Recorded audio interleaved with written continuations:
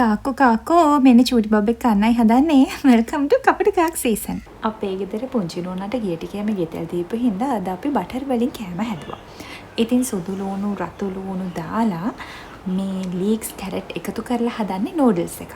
අපි මේකට යා ආස වෙන විදිහට තලයට පාට ටිකකිනුත් කලවම් කරලා මාළු චුට්ටකුත් එකතු කරලා තමයි දුන්නේ. මේ මාස් කිචන් එකේ එන නූඩල්ස් එකක්. කියන්න සතුටුයි මිත්‍රවරුනි. අපේ ජූඩි නෝනා මේක කටේවත් තිබ්බේ නැහැ.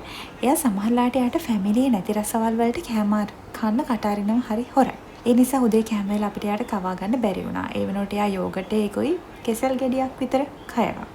එච්චරම තමයි. ඊට පස්සේ අපි යාට නිින්දෙන් කැඳ වතුර බත් එකක් දීලා හොඳට නිදියන්න දීලා ආපහු නැගිට්ටට පස්සේ දවල් කෑම වේල දුන්නා. මේක නම් අපි හදාගන්නේ මේ කිරි මෝර මාළු. මේක හොඳට ලුණු මිරිස් අත ගාලා බට එක රත් වෙද්දිම අපි එක පාටම රත් වෙලා නෙමෙයි බට එකටම හැමම මාළු එක දැම්ම නැත්නම් බට එකේ පෝෂක ගුණ අඩු වෙනවා කියලා කියනවනේ.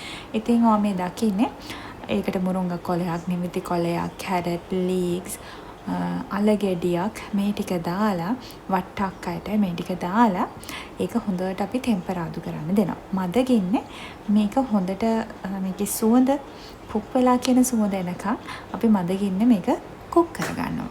ඊට පස්සේ ගෝල්ඩන් ක්‍රොප් සුදු සුදුරු සහල් සහ පරිප්පු මේකට එකතු කරනවා. ඊට පස්සේ වතුර ටිකක් කලවම් කරලා මුලින්ම විනාඩි 2ක් විතර මදගින්න තියලා ඊට පස්සේ හොඳට කුක් වෙන ගින්දරට එලිපාරගෙන මේක හොඳට ඉදෙනකම් බත් එක හදා ගන්නවා.